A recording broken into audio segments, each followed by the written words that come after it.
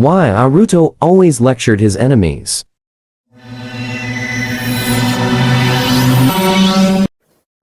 Arc Pain can be said as one, the coolest arc in the Naruto series, where this arc opened with the battle between Jiraiya against Pain, which also became one of the most iconic fights, at once also being the most emotionally draining fight. Then this arc ended with a fierce fight between our main character Naruto against the main star in this arc, namely Pain. But all these arc storylines, as if it ended with an anti-climax ending, where, as we know, instead of fighting to the death and eliminate each other, Naruto defeated Pain in a different way.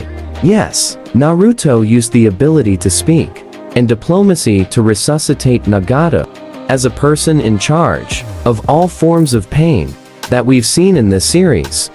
That way, Nagato was defeated by Naruto.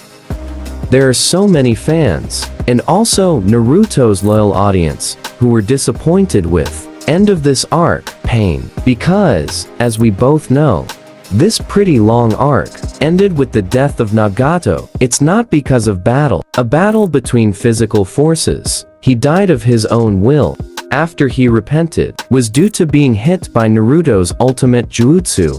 That is talk no jutsu. Sounds a little silly and hilarious, but indeed, the crushing defeat of one camp, because of diplomacy and lectures, actually pretty much happens in the real world, and those words has proven to be a force which is greater than muscle strength. This is what Islam teaches, where Islam teaches us to stay calm and makes muscle fighting, war, and whatever it's called, the last way in all conflicts.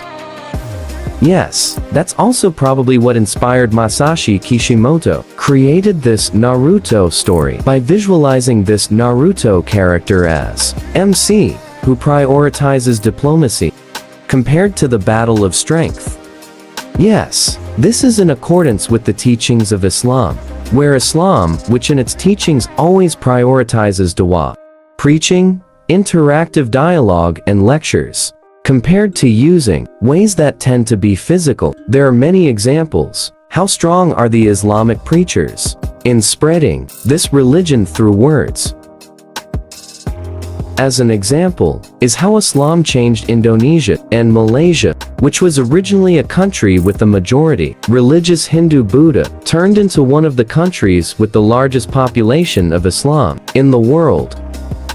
Another example can be said to be even more amazing when we open up the history of the collapse of the Mongol Empire. Yes, collapse of the Mongol Empire, not separated because of the role of Islamic preachers, who managed to divide. The country became two great Mongol empires, namely Mongol Islam and also Mongol worshippers of gods.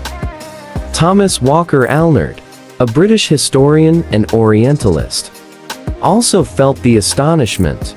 In his book, The Preaching of Islam, he expressed his astonished feelings on those conquerors.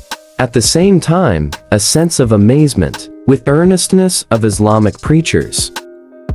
They beat the big challenge and passed a difficult test in preaching.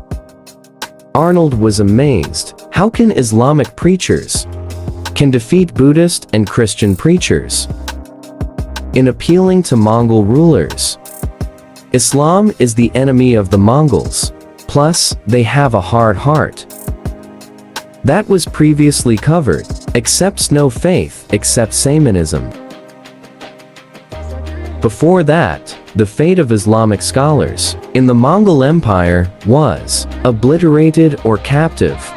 Genghis Khan ordered the death penalty for anyone who slaughters an animal, like the sacrifices that Muslims do. This continued until the time of Kublai Khan and the Mongol emperor of the Ilkhan dynasty, which is Arghun Khan, who ruled in 1284 to 1291.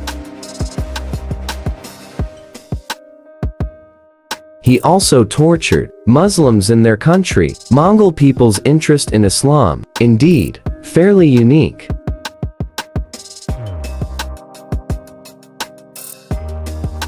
Because previously, they invaded and spread, like a grasshopper pest in a plantation, corrupting and destroying. Suddenly, they became brothers and submissive, with the advice of the scholars. The third example is, in the history of the establishment of the Indonesian state, where actually, if in fact, the wars in the past, this country will never exist. Because it is very clear that Indonesia lost badly, defeated by the Dutch. In warfare, Dutch military aggression won and also too.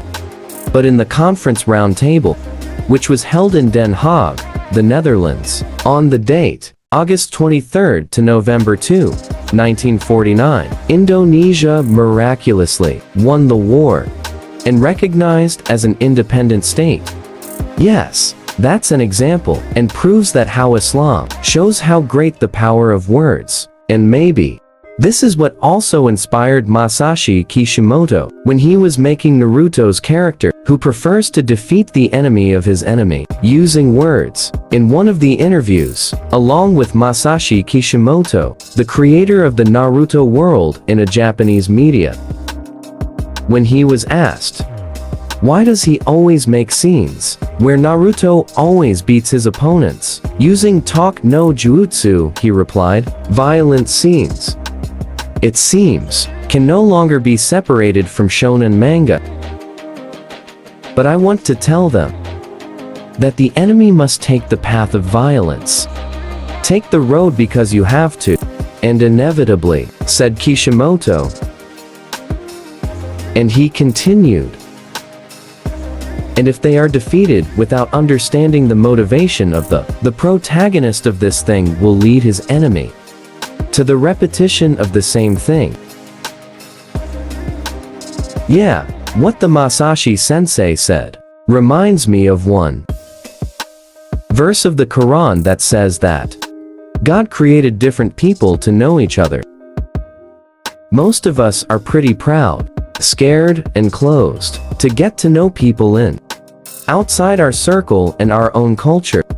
Moreover, usually every community has a dogma or rules of its own, rules that are easy enough to give a sparks of hatred towards others outside their circle. Communication limitations and these misunderstandings, actually, a causative factor why so many conflicts and the war that took many casualties on this earth. Yes, as an example is the Israeli-Palestinian conflict that, until recently, still heating up, and there has been no sign of peace. All that happened was actually just because of a trivial matter. Communication and no effort to know each other, dialogue and diplomacy between the two. Okay, maybe our discussion today about one of the teachings of Islam in the Naruto anime may be useful to you guys. Don't forget to like, subscribe, and if there are any criticisms and suggestions, please you guys add your comments down below. End word, Assalamualaikum warahmatullahi wabarakatuh. Inshallah, we meet again in the next video.